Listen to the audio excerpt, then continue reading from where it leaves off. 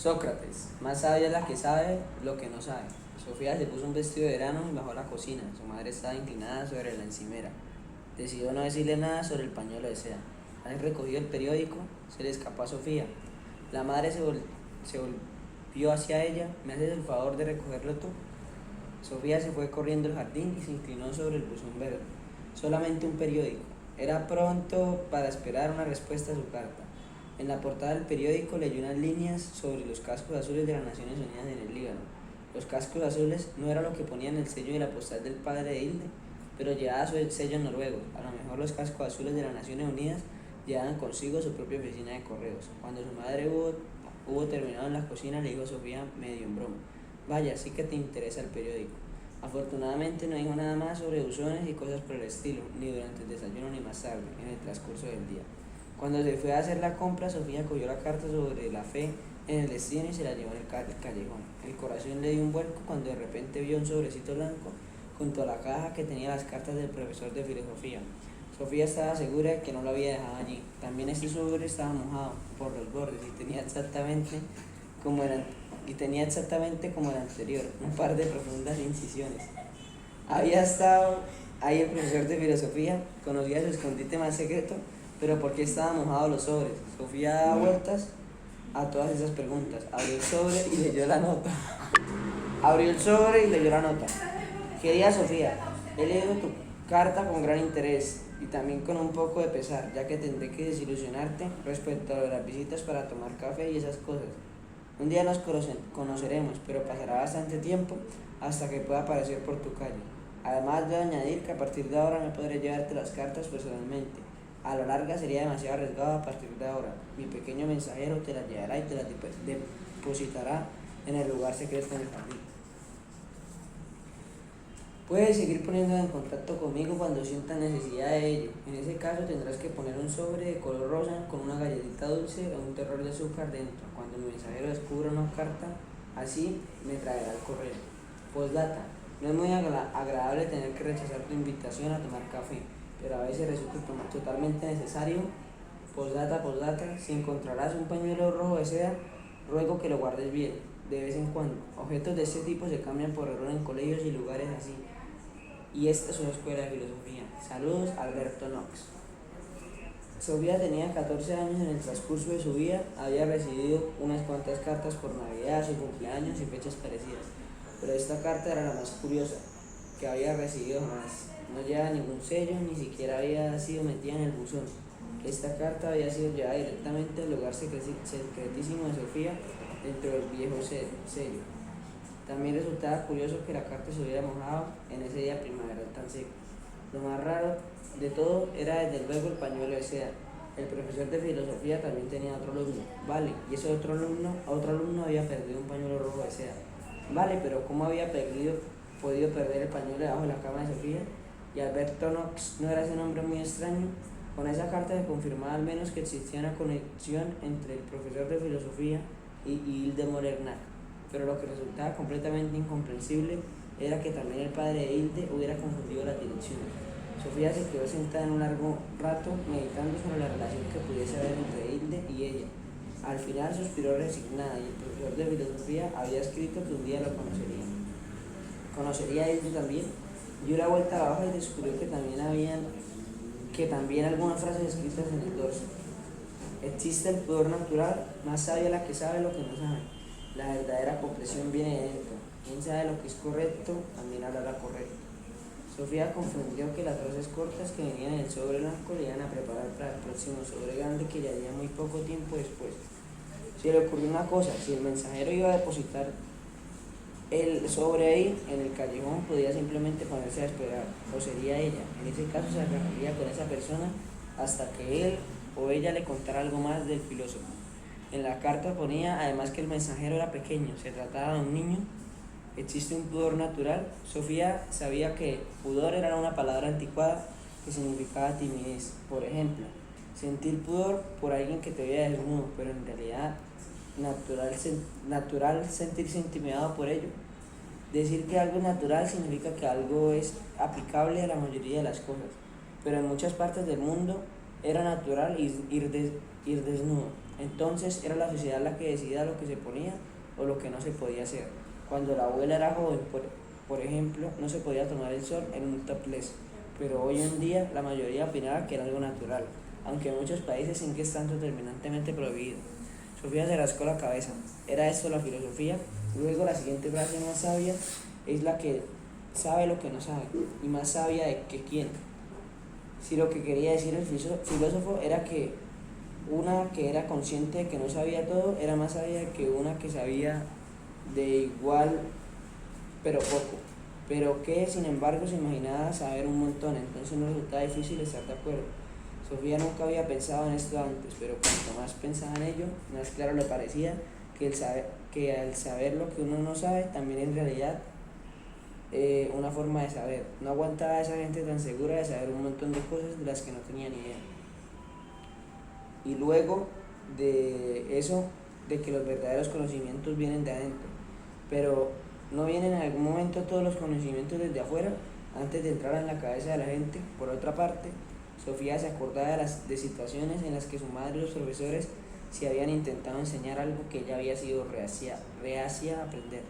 Cuando verdaderamente había aprendido algo de alguna manera, ella había contribuido con algo. Cuando de repente había entendido algo, eso era quizás a lo que se le llamaba comprensión. Pues sí, Sofía opinaba que se había defendido bastante bien en los primeros ejercicios, pero la siguiente afirmación era tan extraña que simplemente se echó a reír. Quien sepa lo que es correcto también hará lo correcto. ¿Significaba eso cuando un ladrón roba un banco, lo hacía porque no sabía qué era lo correcto?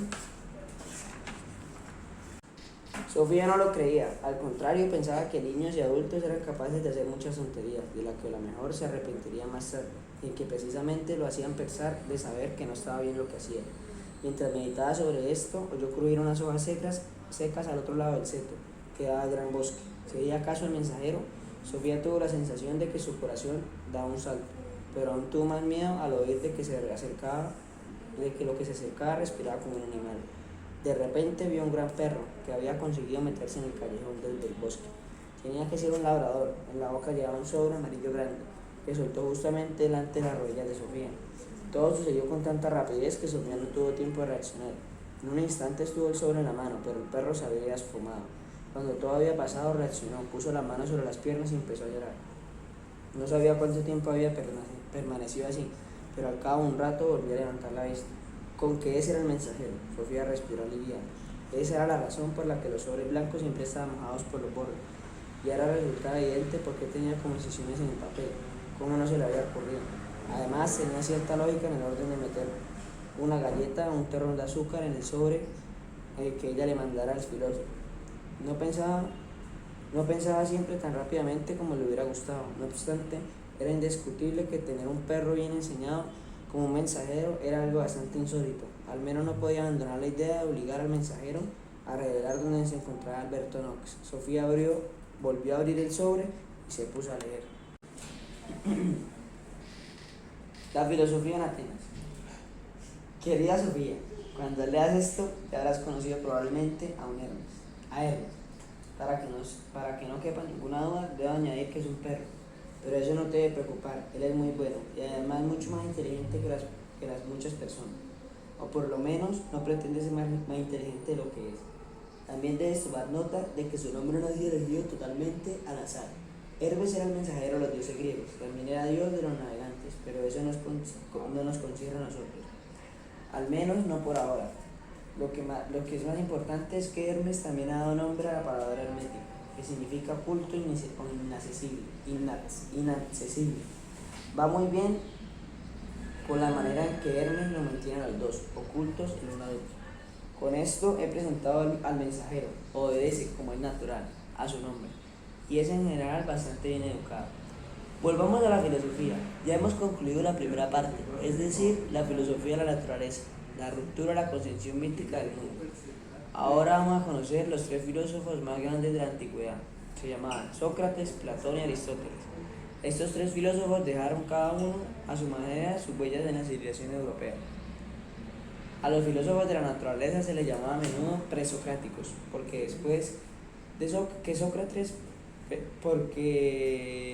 presocráticos, porque vivieron antes de Sócrates. Es verdad que Demócrito murió un par de años después de Sócrates.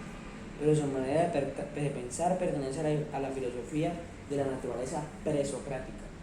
Además, no marcamos únicamente una separación temporal como Sócrates, también nos vamos a trasladar un poco geográficamente, ya que Sócrates es el primer filósofo nacido en Atenas, y tanto él como sus dos sucesores vivieron y actuaron en Atenas. Quizás recuerdes que también Anaxágoras vivió durante algún tiempo en esa ciudad, pero fue expulsado por decir que el sol era una esfera de fuego. Tampoco le fue mejor a Sócrates. Desde los tiempos de Sócrates, la vida cultural griega se concentró en Atenas, pero aún es importante tener en cuenta que el mismo proyecto filosófico cambia de características a pesar de los filósofos de la naturaleza. A Sócrates se le levanta el telón, Sofía. La historia del pensamiento es como un drama en muchos actos. El hombre en el centro. Desde aproximadamente el año 450 a.C., Atenas se convirtió en el centro cultural del mundo griego y el mundo de la filosofía, y el mundo de la filosofía tomó un rumbo nuevo. Los filósofos de la naturaleza fueron ante todo investigadores de la naturaleza, por ello ocupan también un importante lugar en la historia de la ciencia. En Atenas el interés comenzó a centrarse en el ser humano y en el lugar de éste en la sociedad. En Atenas se iba desarrollando una democracia con asamblea popular y tribunales de justicia, una condición previa de la democracia que era el pueblo, que recibiría la enseñanza necesaria para poder participar en el proceso de la democratización. También en nuestros días sabemos que una joven democracia requiere un pueblo que reciba una buena enseñanza. En Atenas, por lo tanto, era muy importante dominar sobre todo el arte de la retórica. Desde las colonias griegas, pronto acudió a Atenas a un gran grupo de profesores y filósofos errantes. Estos se llamaban a sí mismos sofistas. La palabra sofista significa persona sabia o hábil. En Atenas los sofistas vivían de enseñar a los ciudadanos. Los sofistas tenían un importante rasgo común con los filósofos de la naturaleza, el adoptar una postura crítica ante los mitos tradicionales, pero al mismo tiempo los sofistas rechazaron lo que entendían como especulaciones filosóficas inútiles. Opinaban que, aunque quizás existiera una respuesta a las preguntas filosóficas, los seres humanos no serían capaces de encontrar respuestas seguras a los misterios de la naturaleza y del universo. Ese punto de vista se llama escepticismo en la filosofía. Pero aunque no seamos capaces de encontrar la respuesta a todos los enigmas de la naturaleza, sabemos que somos seres humanos obligados a convivir en la sociedad. Los sofistas optaron por interesarse por el ser humano y por su lugar en la sociedad. El hombre es la medida de todas las cosas, decía el sofista Protágoras, aproximadamente 487 y 420 años antes de Cristo, con lo que querría decir que siempre hay que valorar lo que es bueno y lo malo, correcto o equivocado, en relación con las necesidades del hombre. Cuando le preguntaron si creían los dioses griegos, contestó que el asunto es complicado y la vida humana es breve, a lo que él como él no saben pronunciarse con seguridad sobre la pregunta de que si existe o no un dios. Los llamamos agnósticos. Los sofistas viajaron por el mundo y habíamos visto muchos regímenes distintos. Podían variar mucho de un lugar a otro, las costumbres y las leyes de los estados. De ese modo, los sofistas crearon un debate en Atenas sobre qué era lo que estaba determinado por la naturaleza y qué creado por la sociedad. Así pusieron a los cimientos de una crítica social en la sociedad, el estado de Atenas. Señalaron, por ejemplo, que expresiones tales como pudor natural no siempre concordaban con la realidad, porque si es natural tener pudor, tiene que ser algo innato. Pero ¿es innato, Sofía, o es un sentimiento creado por la sociedad a una persona que ha viajado por el mundo? La respuesta les resulta fácil. No es natural o innato tener miedo a mostrarse desnudo. El pudor o la falta de pudor está relacionado con las costumbres de la sociedad. Como podrás entender, los sofistas errantes crearon amargos debates en la sociedad ateniense, señalando que no había normas absolutas sobre lo que es correcto o erróneo. Sócrates, por otra parte, intentó demostrar que en sí existen algunas normas absolutas y universales. ¿Quién era Sócrates? Sócrates, 470 y 399 a.C., es quizás el personaje más enigmático de toda la historia de la filosofía. No escribió nada en absoluto y, sin embargo, es uno de los filósofos que más influencia ha ejercido sobre el pensamiento europeo. Esto se debe a su parte en su dramática muerte. Sabemos que nació en Atenas y pasó la mayor parte de su vida por calles y plazas plazas conversando con la gente con la que se topaba. Los árboles en el campo no me pueden enseñar nada, decía. A menudo se queda inmóvil y de pie, en profunda meditación durante horas. Ya en vida fue considerada una persona enigmática y que al poco tiempo de morir, como el artífice de una serie de distintas corrientes filosóficas, precisamente porque era tan enigmático y ambiguo, podía ser utilizado en provecho de corrientes completamente diferentes. Lo que es seguro es que es feo de remate, era bajito, gordo y con ojos saltones y de nariz respingona, pero interiormente se decía maravilloso. También se decía que se puede buscar y rebuscar en su propia época, se puede buscar y rebuscar en el pasado, pero nunca se encontrará nadie como él. Sin embargo, fue condenado a muerte por su actividad filosófica. La vida de Sócrates se conoce sobre todo a través de Platón, que fue su alumno, que por otra parte sería uno de los filósofos más grandes de la historia. Platón escribió muchos diálogos y conversaciones filosóficas a los que utilizaba a Sócrates como portavoz. No podemos estar completamente seguros de que las palabras de Platón ponen en boca de Sócrates fueran verdaderamente pronunciadas por Sócrates, y por ello resultaba un poco difícil separar lo que era doctrina de Sócrates y las palabras del propio Platón. Este problema también surge con otros personajes históricos que no dejaron ninguna fuente escrita. El ejemplo más conocido de esto es Jesucristo. No podemos estar seguros de que el Jesús histórico hiciera verdaderamente lo que pone en la boca Mateo o Lucas. Lo mismo pasa también con lo que dijo el Sócrates histórico. Sin embargo, no es tan importante saber quién era Sócrates verdaderamente. Es ante todo la imagen que nos proporciona Platón del Sócrates, lo que ha inspirado a los pensadores de Occidente durante 2500 años. El arte de conversar. La propia esencia de la actividad de Sócrates es que su objetivo no era enseñar a la gente, daba más bien la impresión de que aprendía de las personas con las que hablaba, de modo de que no enseñaba como cualquier maestro de la escuela. No, él conversaba. Está claro de que no se había convertido en un famoso filósofo si solo hubiera escuchado a los demás. También le habrían condenado a muerte, claro está. Pero sobre todo, al principio solía simplemente hacer preguntas, dando a entender que no sabía nada. En el transcurso de la conversación, solía conseguir que su interlocutor viera los fallos de su propio razonamiento. Y entonces podría suceder que el otro se viera acorralado y al final tuviera que darse cuenta de lo que era bueno y lo que era malo. Se dice que la madre de Sócrates era comadrona. Sócrates comparaba su propia actividad con la del arte de parir la comadrona. No es la comadrona la que para el niño, simplemente está presente para ayudar durante el parto. Así Sócrates consideraba su misión ayudar a las personas a parir la debida comprensión, porque el verdadero conocimiento tiene que salir del interior de cada uno, no puede ser impuesto por otros. Solo el conocimiento que llega desde adentro es el verdadero conocimiento. Puntualizo, la capacidad de parir hijos es una facultad natural. De la misma manera, todas las personas pueden llegar a entender las verdades filosóficas cuando utilizan su razón. Cuando una persona entra en juicio, recoge algo de ella misma, precisamente haciéndose el ignorante. Sócrates obligaba a la gente con la que se tomaba a utilizar en su sentido común. Sócrates se hacía el ignorante, es decir, aparentaba ser más tonto de lo que era. Esto lo llamamos ironía socrática. De esa manera podía constantemente señalar los puntos débiles de la manera de pensar de los atenienses. Esto solía suceder en las plazas públicas. Un encuentro con Sócrates podía significar quedar en ridículo ante un gran público. Por lo tanto, no es de extrañar que Sócrates a la larga pudiera resultar molesto y irritante, sobre todo para los que sostenían los poderes de la sociedad. Atenas es como un caballo apático, decía Sócrates, y yo soy un moscardón que intentaba despertar y mantenerlo vivo. ¿Qué se hace con un moscardón, Sofía? ¿Me lo puedes decir? Una voz divina. Una voz divina. No era con la intención de torturar a su prójimo, por lo que Sócrates les incordiaba continuamente. Había algo dentro de él que no le dejaba elección. Él solía decir que tenía voz divina en su interior. Sócrates protestaba, por ejemplo, contra tener que participar en condenar a alguien a muerte. Además, se negaba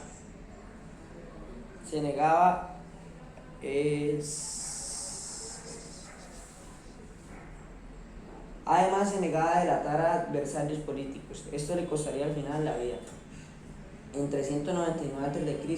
fue acusado de introducir nuevos dioses y de llevar a la juventud por caminos equivocados.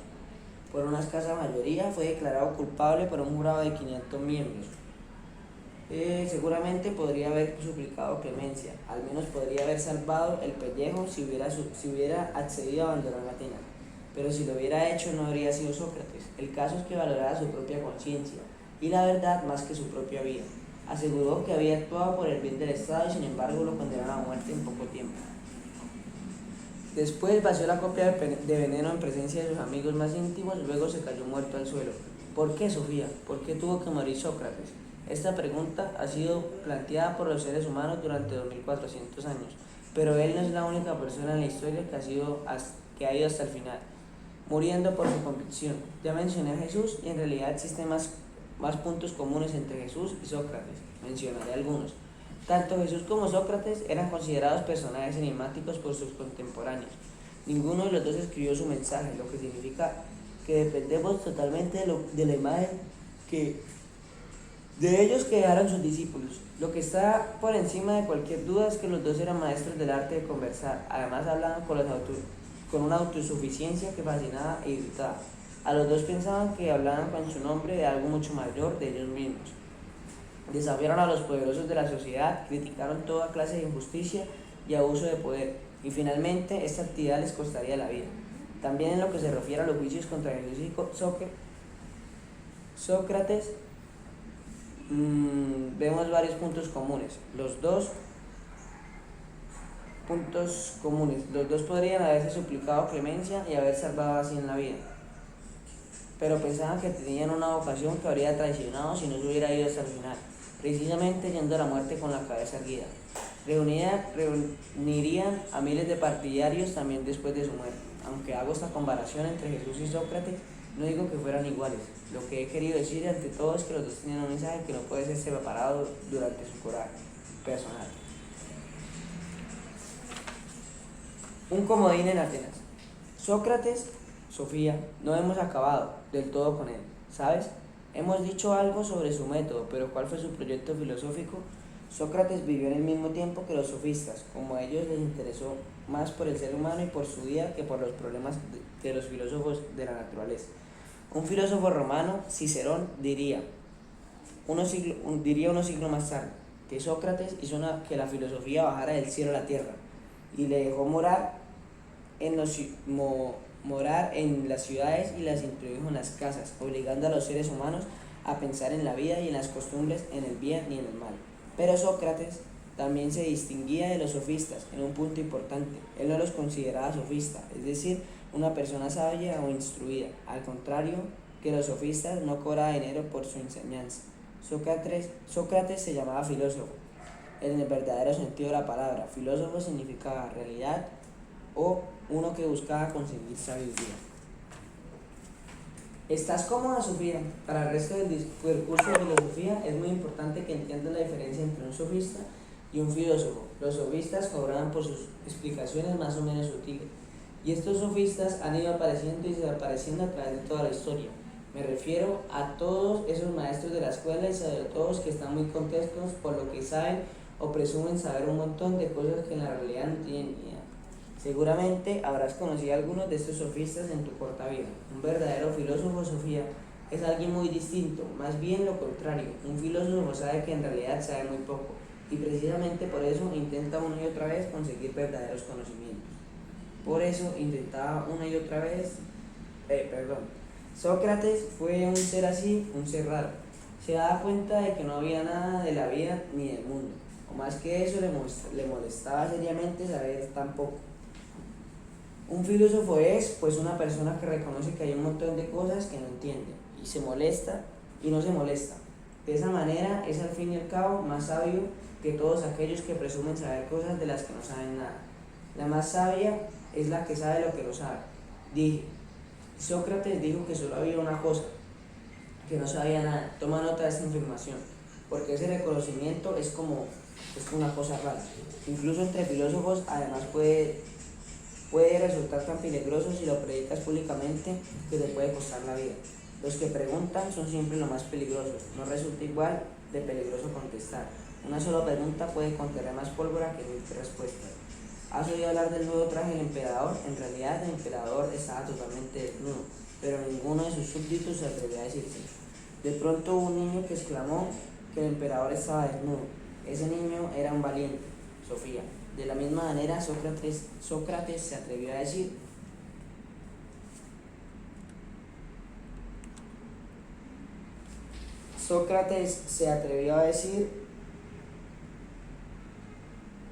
lo que poco sabemos de los seres humanos.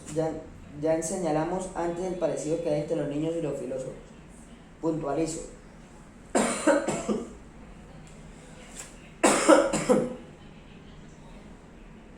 La humanidad se encuentra ante una serie de preguntas importantes a las que nos encontramos fácilmente buenas respuestas. Ahora se ofrecen dos posibilidades. Podemos engañarnos a nosotros mismos y el resto del mundo, fingiendo que sabemos todo lo que merece la pena saber. O podemos cerrar los ojos a las preguntas primordiales y renunciar de una vez por todas a conseguir más conocimientos. De esta manera, la humanidad se divide en dos: conseguir más conocimientos por regla general. Las personas están segurísimas de todo, o se muestran indiferentes. Las dos clases gatean muy bajo en la piel del conejo. Es como cuando divides una baraja en dos, mi querida Sofía. Se meten las cartas rojas en un montón y las negras en otro, pero de vez en cuando sale una baraja con un comodín. Una carta que no es ni trébol ni corazón, ni rombo ni pica. Sócrates fue un comodín de esas características en Atenas. No estaba ni segurísimo ni se mostraba indiferente, solamente sabía que no sabía nada. Eso le inquietaba. De modo se hace filósofo el que incansablemente busca conseguir conocimientos ciertos. De cuenta que un ateniense preguntó al oráculo de Delfos quién era el ser más sabio de Atenas. El oráculo contestó que era Sócrates. Cuando Sócrates se enteró, se extrañó muchísimo. Creo que se echó a reír, Sofía. Se fue enseguida a la ciudad a ver a uno que, en opinión propia y en la de muchos otros, era muy sabio, pero resultó que ese hombre no era capaz de dar ninguna respuesta a ciertas preguntas que Sócrates le hacía. Este entendió al final que el oráculo tenía razón. Para Sócrates era muy importante encontrar una base segura para nuestro conocimiento. Él pensaba que esta base se encontraba con la razón del hombre. Con su fuerte fe en la razón del ser humano, era un tipo racionalista. Un conocimiento correcto conduce a acciones correctas. Ya mencioné que Sócrates pensaba que tenía por dentro una voz divina, que en esa conciencia le decía lo que estaba bien. Quien sepa lo que es bueno también le hará el bien, decía. Quería decir que los conocimientos correctos conducen a acciones correctas, y solo él que hace esto se convierte en un ser correcto. Cuando actuamos mal es porque desconocemos otra cosa. Por eso es tan importante que aumentemos nuestros conocimientos. Sócrates andaba precisamente buscando definiciones claras y universales de lo que estaba bien y de lo que estaba mal. Al contrario de los sofistas, él pensaba que la capacidad de distinguir entre lo que está bien y lo que está mal se encuentra en la razón y no en la sociedad. Quizás esto último te resulte un poco difícil de digerir. Sofía, empiezo de nuevo. Sócrates pensaba que era imposible ser feliz si uno actúa en contra de sus convicciones. Y el que sepa cómo se llega a ser un hombre feliz, intentará hacerlo. Por ello, quien sabe lo que está bien también hará el bien, pues ninguna persona querrá ser infeliz, ¿no? ¿Tú qué crees, Sofía? ¿Podrás vivir feliz si constantemente haces las cosas en el fondo que sabes que no están bien? Hay muchos que constantemente mienten y roban y hablan mal de los demás. De acuerdo, seguramente sabes que eso no está bien o no es justo. Si prefieres, pero crees que eso le hace feliz. Sócrates no pensaba así. Cuando Sofía hubo leído las cartas sobre Sócrates, la metió en la caja y salió del jardín. Quería meterse en la casa antes de que su madre volviera de la compra. Para evitar un montón de preguntas sobre dónde había estado, además había prometido fregar los platos. Estaba llenando el agua de la pila cuando entró su madre con 2 bolsas de compra y quizás por eso dijo: parece estar un poco en la luna últimamente, Sofía. Sofía no sabía por lo que decía, simplemente se le escapó. ¿Sócrates también lo estaba? ¿Sócrates? La madre abrió los ojos de par en par. Es una pena que tuviera que pagar con su vida por ello. Prosiguió Sofía muy pensativa. Pero Sofía, ya no sé qué decir. Tampoco lo sabía Sócrates. Lo único que sabía era que no sabía nada en absoluto, y sin embargo era la persona que más sabía en Atenas. La madre estaba atónita. Al final dijo, es algo que es aprendido en el instituto.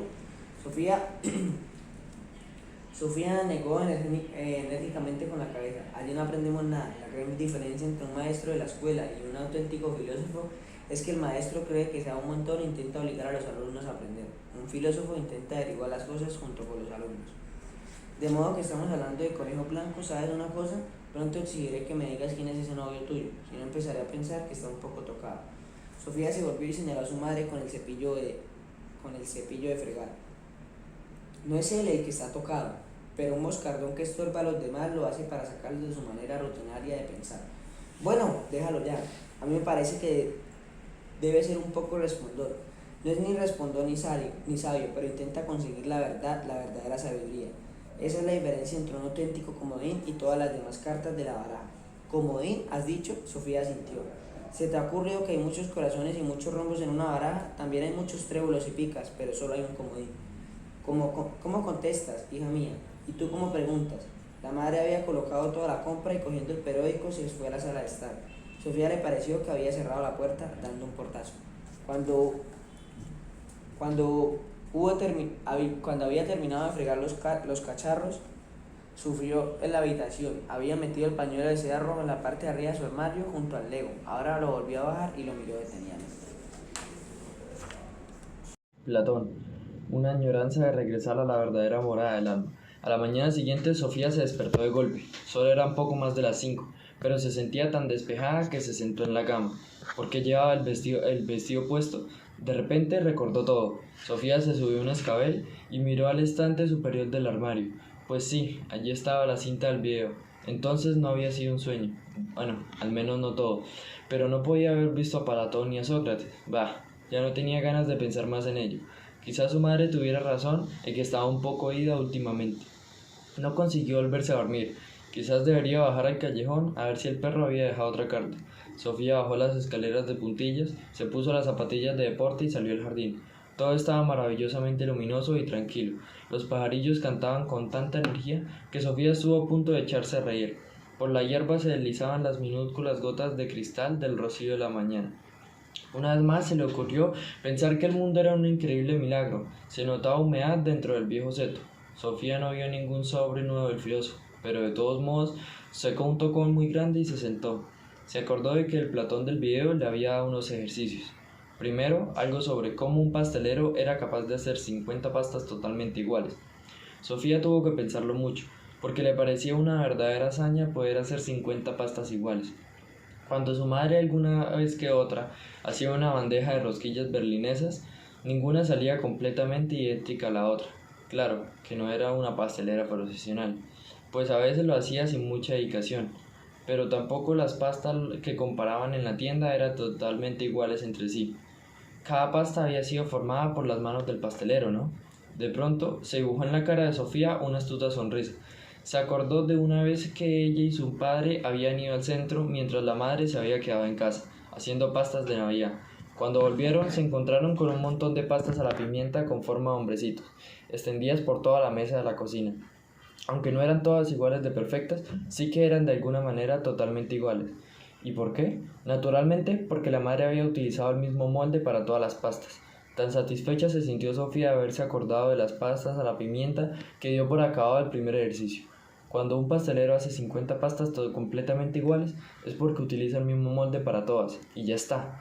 Luego, el Platón del video había mirado directamente a la cámara y había preguntado por qué todos los caballos son iguales. Pero eso no era verdad. Sofía diría más bien lo contrario, que no había ningún caballo totalmente idéntico a otro, de la misma manera que no habían dos personas completamente iguales. Estuvo a punto de renunciar a solucionar ese ejercicio, pero de pronto se acordó de cómo había racionado con las pastas a la pimienta. Al fin y al cabo, tampoco las pastas eran totalmente iguales. Algunas eran más gorditas que otras, otras estaban rotas, y sin embargo para todo el mundo, de alguna manera u otra, lo eran. Quizá la intención de Platón era preguntar por qué un caballo era un caballo, y no algo entre un caballo y un cerdo, porque algunos caballos fueron pardos como los osos y otros blancos como los corderos. Todos tenían algo en común. Sofía no había visto jamás, por ejemplo, un caballo con 6 u 8 patas. Pero ¿no habría querido decir Platón que lo que hace a todos los caballos idénticos es que han sido formados con el mismo molde? Luego Platón había hecho una pregunta muy importante y muy difícil. ¿Tiene el ser humano un alma inmortal? Sofía no se sentía capacitada para contestar a esa pregunta. Solo sabía que el cuerpo muerto era incinerado o enterrado, y que así no podía tener ningún futuro. Si uno opinaba que el ser humano tenía un alma inmortal, también tenía que pensar que el ser humano estaba compuesto por dos partes totalmente distintas: un cuerpo que al cabo de algunos años se agota y se destruye, y un alma que opera más o menos independientemente del cuerpo. Lo había dicho alguna vez que era solo el cuerpo el que envejecía. Interiormente había sentido que había sido siempre la misma muchacha. Lo de muchacha condujo a Sofía a la última pregunta. ¿Los hombres y las mujeres tienen la misma capacidad de razonar? No estaba ella muy segura. Dependía de lo que Platón quisiera decir con razonar. De pronto se acordó de algo que había dicho el profesor de filosofía sobre Sócrates. Sócrates había señalado que todos los seres humanos pueden llegar a entender las verdades filosóficas si utilizan la razón. Pensaba además que un esclavo tenía la misma capacidad de razonar que un noble para poder solucionar preguntas filosóficas. Sofía estaba convencida de que Sócrates habría dicho que mujeres y hombres tenían la misma capacidad de razonar. Sentada meditando, oyó de repente ruidos en el seto, y alguien que respiraba como una máquina de vapor. Al instante apareció en el callejón el perro amarillo. Llevaba un sobre grande en la boca. «¡Hermes!», exclamó Sofía. «Muchas gracias». El perro dejó caer el sobre en las rodillas de Sofía, que estiró la mano para acariciarle. «Hermes, buen perro», dijo. El perro se tumbó delante de ella y se dejó acariciar, pero al cabo de unos minutos se levantó y se dispuso a desaparecer entre el seto por el mismo camino por el que había llegado. Sofía le siguió con el sobre amarillo en la mano. El perro se giró un par de veces gruñendo, pero Sofía no se dio por vencida. Encontraría al filósofo aunque tuviera que correr hasta Atenas. El perro apresuró el paso y pronto se metió por un estrecho sendero. También Sofía aumentó la velocidad, pero cuando había corrido durante un par de minutos, el perro se paró y se puso a ladrar como un perro guardián. Sofía no se dio por vencida todavía y aprovechó la oportunidad para acercarse aún más. Hermes siguió a toda prisa por el sendero. Sofía tuvo que reconocer finalmente que no era capaz de alcanzarlo. Durante un largo rato se quedó parada escuchando cómo se alejaba. Al final todo quedó en silencio. Sofía se sentó sobre un tocón, delante de un pequeño claro en el bosque. En la mano tenía un sobre grande. Lo abrió, sacó varias hojas escritas a máquinas y empezó a leer. La Academia de Platón. Qué bien lo pasamos juntos, Sofía. En Atenas, quiero decir. De esa forma al menos me he presentado, como también te presenté a Platón. Podemos ir directamente al grano. Platón tenía 29 años cuando le obligaron a vaciar la copa de veneno. Era discípulo de Sócrates desde hacía mucho tiempo y siguió el proceso contra este muy de cerca. El hecho de que Atenas fuera capaz de condenar a su muerte a un ciudadano más noble no solo le causó una hondísima impresión, sino que decidiría la dirección que tomaría toda su actividad filosófica. Para Platón, la muerte de Sócrates constituía una clara expresión del contraste que puede haber entre la situación fáctica de la sociedad y lo que es verdadero o ideal. La primera acción de Platón como filósofo fue publicar el discurso de defensa de Sócrates. En el discurso se refiere a lo que Sócrates dijo al gran jurado. Te acordarás de que el propio Sócrates no escribió nada. Muchos de los filósofos presocráticos sí habían escrito. El problema es que la mayoría de esos escritos se han perdido. En lo que se refiere a Platón, se cree que se han conservado todas sus obras principales. Aparte del discurso de defensa de Sócrates, Platón escribió una colección entera de cartas y 35 diálogos filosóficos. El hecho de que estos escritos hayan sido conservados se debe en gran parte a que Platón fundó su propia escuela de filosofía fuera de Atenas. La escuela estaba situada en una arboleda que debía su nombre al héroe mitológico griego Academo. Por lo tanto, la escuela de filosofía de Platón adquirió el nombre de Academia. Desde entonces se han fundado miles de academias por todo el mundo. Incluso hoy hablamos de los académicos y de materias académicas. En la Academia de Platón se enseñaba filosofía, matemáticas y gimnasia, aunque enseñar no sea quizás la palabra adecuada, ya que también en la Academia de Platón la conservación viva era lo más importante. Por lo tanto, no es una cualidad que el diálogo llegara a ser la forma escrita de Platón. Lo eternamente verdadero, lo eternamente hermoso y lo enteramente bueno. Al principio de este curso de filosofía te dije que a menudo resulta muy útil preguntarse a uno mismo cuál es el proyecto para determinado filósofo. De modo que ahora pregunto, ¿qué era lo que a Platón le interesaba averiguar ante todo? Resumiendo mucho, podemos decir que a Platón le interesaba la relación entre lo eterno y lo inalterable, por un lado, y lo que fluye y por el otro. Es decir, exactamente igual que a los presocráticos. Luego dijimos que los sofistas y los Sócrates abandonaron las cuestiones de la filosofía de la naturaleza para interesarse más por el ser humano y la sociedad.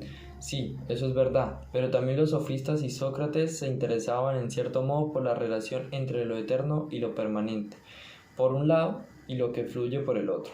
Se interesaron por esta cuestión en lo que se refiere a la moral de los seres humanos y a los ideales o virtudes de la sociedad. Muy resumidamente, se puede decir que los sofistas pensaban que la cuestión de lo que es bueno o malo es algo que cambia de ciudad en ciudad, de generación en generación, es decir, que la cuestión sobre lo bueno y lo malo es algo que fluye. Sócrates no podía aceptar este punto de vista y opinaba que había unas reglas totalmente básicas y eternas para lo que es bueno y lo que es malo. Mediante nuestra razón, podemos todos los seres humanos llegar a conocer esas normas inmutables, pues precisamente la razón de los seres humanos es algo eterno e inmutable. ¿Me sigue, Sofía? Estamos llegando a Platón. A él le interesa lo que es eterno e inmutable en la naturaleza, y lo que es eterno e inmutable en cuanto a la moral y la sociedad. De hecho, para Platón, estas son una misma cosa. Intenta captar una propia realidad eterna e inmutable. Y a decir verdad, precisamente para eso tenemos a los filósofos. No están para elegir a la chica más guapa del año, ni los tomates más baratos de los jueves, razón por la cual no son siempre tan famosos. Los filósofos suelen fruncir el ceño ante asuntos tan vanos y tan de actualidad. Intentan señalar lo que es eternamente verdadero, eternamente hermoso y eternamente bueno. Con esto tenemos al menos una vaga idea del proyecto filosófico de Platón. A partir de ahora, miraremos las cosas una por una. Intentaremos entender un razonamiento que dejó profundas huellas en toda la filosofía europea posterior. El mundo de las ideas. Tanto Empédocles como Demócrito habían señalado que todos los fenómenos de la naturaleza fluyen, pero que sin embargo tiene que haber algo que nunca cambie las cuatro raíces de todas las cosas, o los átomos. Platón sigue este planteamiento, pero de una manera muy distinta. Platón opinaba que todo lo que podemos tocar y sentir en la naturaleza fluye. Es decir, según él, no existen unas pocas que no se disuelven. Absolutamente todo lo que pertenece al mundo de los sentidos está formado por una materia que se desgasta con el tiempo, pero a la vez todo está hecho con un eterno e inmutable. ¿Lo entiendes? Ah, ¿no?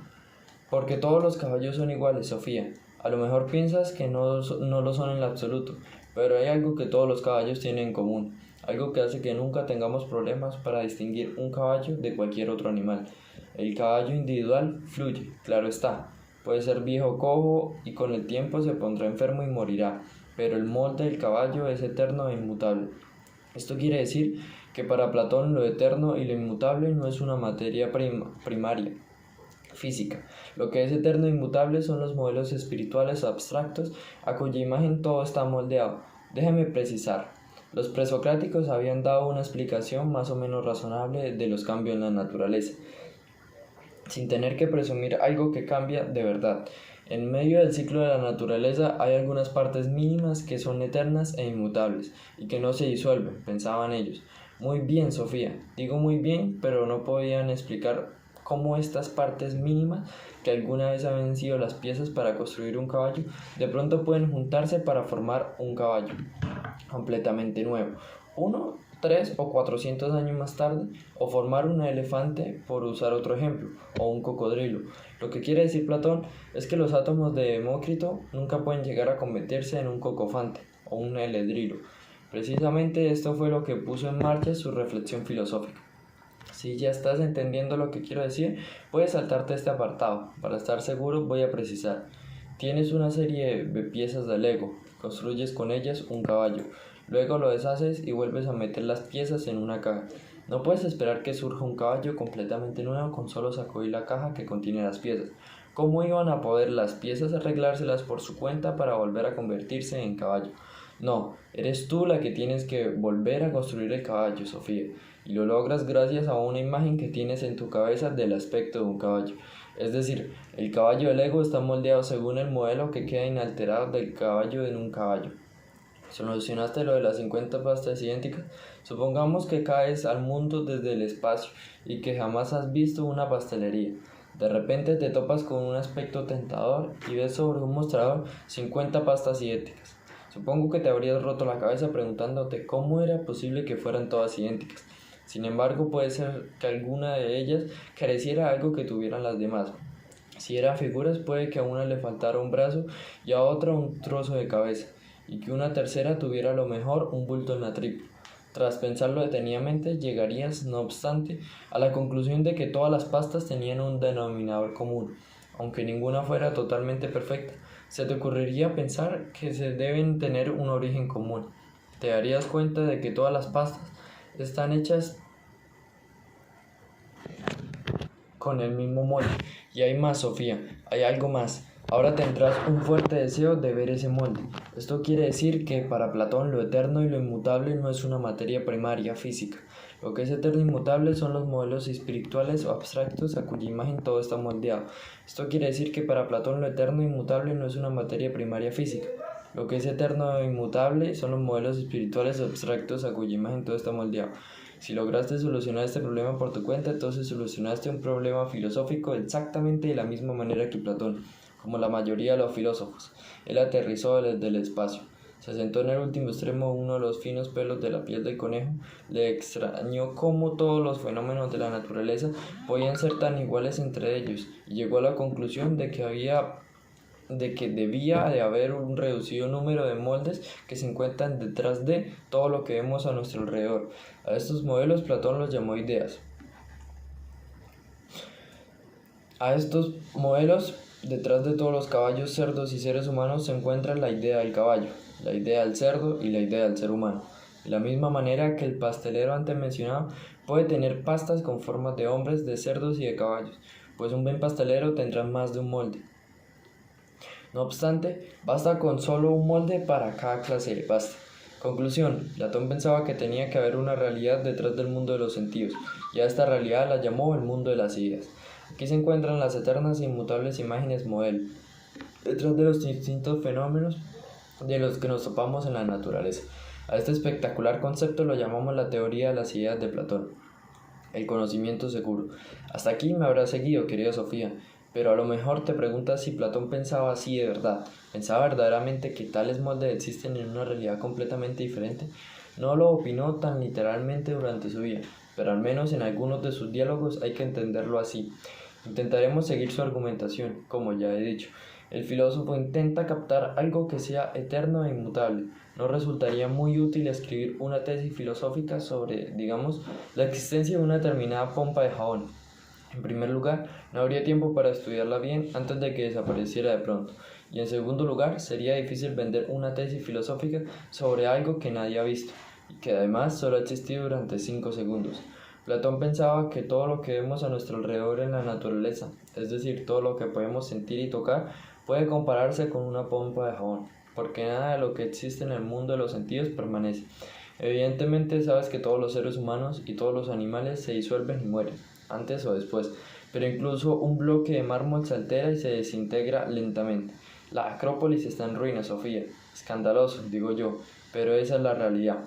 Lo que dice Platón es que no podemos saber nada con seguridad sobre algo que cambia constantemente, sobre lo que pertenece al mundo de los sentidos. Es decir, lo que podemos sentir y tocar, solo podemos tener ideas o hipótesis poco seguras. Solo podemos tener conocimientos seguros de aquello que vemos con la razón. De acuerdo, Sofía, me explicaré mejor. Una sola pasta con figura de hombre puede resultar tan imperfecta, después de todos los procesos de elaboración, que resulte difícil ver lo que pretende ser. Pero después de haber visto 20 o 30 pastas de ese tipo, que pueden ser más o menos perfectas, sabré con mucha certeza cómo es el molde, incluso aunque no la haya visto. Ni siquiera es seguro que conviniera ver el propio molde con los ojos, pues no podemos fiarnos siempre en nuestros sentidos. La propia facultad visual puede variar de una persona a otra. Sin embargo, podemos fiarnos de lo que nos dice la razón, porque la razón es la misma para todas las personas. Si te encuentras en un aula del colegio en compañía de otros, 30 alumnos y el profesor pregunta cuál es el color más bonito del arco iris, seguramente obtendrá muchas respuestas diferentes. Pero si os pregunta cuánto es 8 por 3, entonces la clase entera debe llegar al mismo resultado, pues en este caso se trata de un juicio emitido por la razón, y de alguna manera la razón es lo contrario de las opiniones y los pareceres.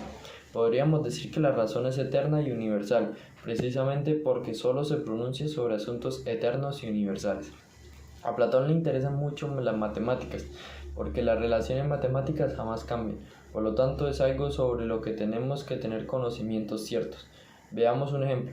Imagínate que te encuentras en la naturaleza con una piña completamente redonda. A lo mejor dices que te parece redonda, mientras que tu amiga Yorun dice que está un poco aplastada por un extremo, y empezáis a pelearos. Pero no podéis tener conocimiento seguro sobre algo que veis con los ojos. Por otra parte, podéis estar totalmente seguras de que la suma angular de un círculo es 360. En este caso, os pronunciáis sobre un círculo ideal, que a lo mejor no se encuentra en la naturaleza, pero que en cambio es fácil de visualizar en la cabeza. Estáis diciendo algo sobre el molde de las pastas, y no sobre una pasta cualquiera de la mesa de la cocina. Hagamos un breve resumen. Solo podemos tener ideas vagas sobre lo que sentimos, pero sí podemos conseguir conocimientos ciertos sobre aquello que reconocemos con la razón. La suma de los ángulos de un triángulo es 180 siempre. De la misma manera, la idea de caballo tendrá 4 patas, aunque los caballos del mundo de los sentidos se volviesen cojos. Un alma inmortal. Acabamos de ver que Platón pensaba que la realidad está dividida en dos. Una parte es el mundo de los sentidos, sobre el que solo podemos conseguir conocimientos imperfectos utilizando nuestros 5 sentidos aproximados e imperfectos. De todo lo que hay en el mundo de los sentidos podemos decir que todo fluye y que nada permanece. No hay nada que sea en el mundo de los sentidos. Solamente se trata de un montón de cosas que surgen y parecen. La otra parte es el mundo de las ideas, sobre el cual podemos conseguir conocimientos ciertos, mediante la utilización de la razón. Por consiguiente, ese mundo de las ideas no puede reconocerse mediante los sentidos, es el mundo de lo que es. Por otra parte, las ideas son eternas e inmutables. Según Platón, el ser humano también está dividido en dos partes. Tenemos un cuerpo que fluye y que por lo tanto está indisolublemente ligado al mundo de los sentidos, y acaba de la misma manera que todas las demás cosas pertenecientes al mundo de los sentidos, como por ejemplo una pompa de jabón. Todos nuestros sentidos están ligados a nuestro cuerpo y son por tanto de poco fiar, pero también tenemos un alma inmortal, la morada de la razón. Precisamente porque el alma no es material, puede ver el mundo de las ideas. Las ideas son eternas e inmutables. Ya he dicho casi todo. Pero hay algo más, Sofía. Te digo que hay algo más. Platón pensaba, además, que el alma ya existía antes de meterse en un cuerpo. Érase una vez cuando el alma se encontraba en el mundo de las ideas. Estaba en la parte de arriba del armario, junto con todos los moldes para las pastas. Pero en el momento en el que se despierta dentro de un cuerpo humano, se ha olvidado ya de las ideas perfectas. Entonces algo comienza a suceder, se inicia un proceso maravilloso. Conforme el ser humano va sintiendo las formas de la naturaleza, va teniendo un vago recuerdo en su alma. El ser humano ve un caballo imperfecto, pero es suficiente para despertar en el alma un vago recuerdo de el caballo perfecto que el alma vio en el mundo de las ideas. Con esto se despierta también a una añoranza de regresar a la verdadera morada del alma. A esa añoranza Platón la llama eros, que significa amor. Es decir, el alma siente una añoranza amorosa por su verdadero origen. A partir de ahora se vive el cuerpo, y todo lo sensible como algo imperfecto e insignificante. Sobre las alas del amor volará el alma a casa, al mundo de las ideas, donde será librada de la cárcel del cuerpo. Me apresuro a recalcar de que lo que Platón describe aquí es un ciclo humano ideal, pues no todos los seres humanos dan rienda suelta al alma y permiten que inicie el viaje de retorno al mundo de las ideas. La mayoría de las personas se aferran a los reflejos de las ideas en el mundo de los sentidos. Ven un caballo y otro caballo, pero no ven aquello de lo que todos los caballos son solamente malas copias. Entran corriendo en la cocina y se lanzan sobre todas las pastas, sin preguntarse siquiera de dónde proceden esas pastas, sin preguntarse siquiera de dónde vienen esas pastas. Lo que describe Platón es el camino de los filósofos. Su filosofía puede entenderse como una descripción de la actividad filosófica. Cuando ves una sombra, Sofía, también, tú pensarás que tiene que haber algo que la origine. Ves la sombra de un animal, quizás sea un caballo, piensas sin estar del todo segura. Luego te giras y ves al verdadero caballo. y que es infinitamente más hermoso, y su silueta mucho más nítida que la inestable sombra del caballo. Platón opinaba que, de la misma manera, todos los fenómenos de la naturaleza son solamente sombras de los moldes o ideas eternas. No obstante, la gran mayoría de los seres humanos está satisfecha con su vida entre las sombras. No piensan en que tiene que haber algo que origina las sombras. Creen que las sombras son todo, no viven las sombras como sombras. Con ello también se olvidan de la inmortalidad de su propia alma. El camino que sube de la oscuridad de la caverna. Platón cuenta con una parábola que ilustra precisamente la que acabamos de describir. La solemos llamar el mito de la caverna. La contaré con mis propias palabras. Imagínate a unas personas que habitan una caverna subterránea. Están sentadas de espaldas a la entrada, atadas de pies y manos, de modo que solo pueden mirar hacia la pared de la caverna. Detrás de ellas hay un muro alto. Por detrás del muro caminan unos seres que asemejan a las personas. Levantan diversas figuras por encima del borde del muro. Detrás de estas figuras arde una hoguera, por lo que se dibujan sombras flameantes contra la pared de la caverna. Lo único que pueden ver esos moradores de la caverna es ese teatro de sombras. Han estado sentados en la misma postura desde que nacieron y creen por ello que las sombras son los únicos que existen.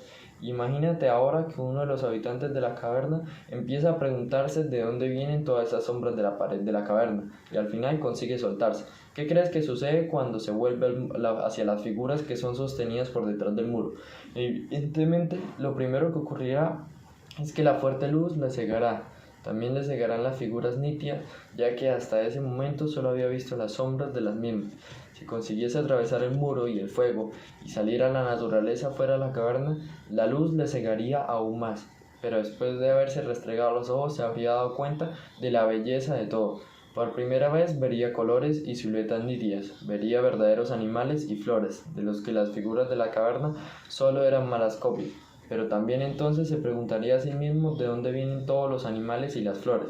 Entonces vería el sol en el cielo y comprendería que es el sol el que le da vida a todas las flores y sombras y animales de la naturaleza, de la misma manera que podía ver las sombras de la caverna gracias a la hoguera. Ahora el feliz morador de la caverna podría haberse ido corriendo por la naturaleza, celebrando su libertad recién conquistada, pero se acuerda de los que se quedan abajo en la caverna, por eso vuelve a bajar, de nuevo abajo. Intenta convencer a los demás moradores de la caverna de que las imágenes de la pared son solo copias centellantes de las cosas reales, pero nadie le cree. Señalan a la pared de la caverna diciendo que lo que ven allí es todo lo que hay. Al final lo matan. Lo que Platón describe es el mito de la caverna. Es el camino que recorre el filósofo desde los conceptos vagos hasta las verdaderas ideas que se encuentran entre los fenómenos de la naturaleza. Seguramente piensa en Sócrates, a quien mataron los moradores de la caverna, porque hurgaba en sus ideas habituales, queriendo enseñarles el camino hacia la verdadera sabiduría. De este modo, el mito de la caverna se convierte en una imagen del valor y de la responsabilidad pedagógica del filósofo. Lo que quiere señalar Platón es que la relación entre la oscuridad de la caverna y la naturaleza del exterior corresponde a la relación entre los moldes de la naturaleza y el mundo de las ideas. No quiere decir que la naturaleza sea triste y oscura, sino que es triste y oscura comparada con la claridad de las ideas. Una foto de una muchacha hermosa no tiene por qué resultar oscura y triste, más bien al contrario, pero sigue siendo una sola imagen, el estado filosófico. El mito de la caverna de Platón lo encontramos en el diálogo La República, en el que Platón nos proporciona una imagen del estado ideal, es decir, un estado modelo imaginario o lo que se suele llamar un estado utópico. Brevemente podemos decir que Platón piensa que el estado debe ser gobernado por los filósofos. Al explicar el porqué, toma como punto de partida la composición del ser humano. Según Platón, el cuerpo humano está dividido en tres partes: cabeza, pecho y vientre. A cada una de estas partes le corresponde una habilidad del alma. A la cabeza le pertenece la razón, al pecho la voluntad y al vientre el deseo. Pertenece a cada una de las tres habilidades del alma ideal o de una virtud. La razón debe aspirar a la sabiduría, la voluntad debe mostrar el valor, y al deseo hay que frenarlo para que el ser humano muestre moderación. Cuando las tres partes del ser humano funcionan a la vez como un conjunto completo, obtenemos un ser humano armonioso u honrado. En la escuela, lo primero que tienen que aprender el niño es a frenar el deseo, luego hay que desarrollar el valor y finalmente la razón, obteniendo sabiduría. Platón se imagina un estado construido exactamente de la misma manera que un ser humano. Igual que el cuerpo tiene cabeza, pecho y vientre, el estado tiene gobernantes, soldados y productores, granjeros por ejemplo. Es evidente que Platón emplea la ciencia médica griega como ideal, de la misma manera que una persona sana y armoniosa muestra equilibrio y moderación. Un estado justo se caracterizará porque cada uno conoce su lugar en el conjunto. Como el resto de la filosofía de Platón, también su filosofía del Estado se caracteriza por su racionalismo. Es decisivo para crear un buen Estado que sea gobernado por la razón, de la misma manera que la cabeza dirige el cuerpo. Tiene que haber filósofos que dirijan la sociedad. Intentaremos una sencilla exposición de la relación entre las tres partes del ser humano y el cuerpo. Cuerpo, alma, virtud y Estado. Cabeza, razón, sabiduría y gobernantes. Pecho, voluntad, valor, soldados. Vientre, deseo, moderación y productores. El estado ideal de Platón puede recordar al antiguo sistema hindú de las castas, en el que cada uno tiene su función determinada para el bien del conjunto. Desde los tiempos de Platón y desde más antiguo aún, el sistema hindú de castas ha tenido la misma división en tres: la clase dominante o la clase de los sacerdotes, la casta de los guerreros y la de los productores. Hoy en día es probable que llamaremos al estado de Platón estado totalitario, pero merece la pena señalar que él opinaba que las mujeres podían ser gobernantes del estado, igual que los hombres, precisamente porque los gobernantes gobernarían el estado en virtud de su razón. Él pensaba que las mujeres tienen exactamente la misma capacidad para razonar que los hombres, si reciben la misma enseñanza y son liberadas de cuidar a los niños y de las tareas domésticas. Platón quería suprimir la familia y la propiedad privada para los gobernantes y soldados del Estado, y la educación de los niños era algo tan importante que no podía ser confiada a cualquiera. Tendría que ser responsabilidad del Estado educar a los niños. Fue el primer filósofo que habló en favor de un sistema público de guarderías y colegios. Tras haber vivido unas grandes desilusiones políticas, Platón escribió el diálogo Las leyes, en el que describe el Estado legal como el segundo mejor Estado. Ahora se muestra un partidario de la propiedad privada y las ataduras familiares. De esa manera se reduce la libertad de la mujer, pero dice que un Estado que no educa ni entrena a sus mujeres es como un ser humano que solo hace ejercicio con el brazo derecho. Por regla general, podemos decir que Platón tenía una visión positiva de las mujeres, al menos si tenemos en cuenta la época en la que vivió. En el diálogo del banquete es una mujer Diótima la que proporciona conocimientos filosóficos. Ese fue Platón, Sofía. Durante más de 2000 años la gente ha discutido y criticado su entraña teoría de las ideas, y el primero fue su propio alumno en la academia. Su nombre era Aristóteles, el tercer gran filósofo de Atenas. No digo más. Mientras Sofía había permanecido sentada en un tocón leyendo sobre Platón, el sol se había levantado por el este. Tras las colinas cubiertas de árboles, la esfera solar se había asomado por el horizonte, precisamente cuando estaba leyendo que Sócrates subía a la caverna y que se le arrugaba la frente por la intensa luz al aire libre. Sofía casi tenía la sensación de haber ascendido ella misma de una gran gruta subterránea. Al menos le pareció ver la naturaleza de modo totalmente nuevo. Tras haber leído sobre Platón, se sentía como si hubiera sido daltónica. Había visto sombras, pero no las ideas claras. No estaba muy segura de que Platón tuviese razón en todo lo que había dicho sobre las eternas imágenes modelo, pero le parecía un pensamiento muy hermoso, el que todo lo vivo fue una copia imperfecta de los moldes eternos del mundo de las ideas. Porque ¿no era cierto que todas las flores y árboles, seres humanos y animales eran imperfectos? Todo lo que veía a su alrededor era tan bonito, estaba tan vivo que tuvo que restregarse los ojos, pero nada de lo que veía permanecería, y sin embargo dentro de 100 años estarían aquí de nuevo las mismas flores y animales, aunque cada flor y animal fueran de cierto modo borrados y olvidados. Hay quien se acordaría de qué aspecto tenía todo. Sofía miró fijamente la obra de la creación. De repente una ardilla saltó sobre el tronco de un pino, dio un par de vueltas antes de desaparecer en las ramas. «A ti te he visto antes», pensó Sofía. Naturalmente sabía que no era la misma ardilla que había visto en otra ocasión, pero sí el mismo molde. A lo mejor Platón tenía razón en que ella había visto una vez la ardilla eterna, en el mundo de las ideas, antes de que su alma se fuese a morar a un cuerpo. ¿Podría ser que hubiera vivido antes? ¿Había existido su alma antes de que llevara un poco cuerpo a rastras? ¿Sería verdad que llevaba dentro de un lingote de oro una joya por la que no pasaba el tiempo? Es decir, un alma que le seguiría viviendo cuando su cuerpo un día envejeciera y muriera. El mayor. La muchacha del espejo guiñó los dos ojos. Solo eran las 7:15. No había que darse prisa para llegar a casa. La madre Sofía dormiría aún un par de horas más. Los domingos siempre se hacía la remolerona. Debía internarse más en el bosque para ver si encontraba a Alberto Knox.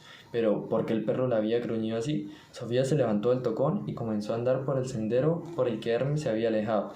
En la mano llevaba el sobre amarillo con todas las hojas sobre Platón. Por un par de sitios el sendero se dividía en dos, y en esos casos seguía por el más ancho.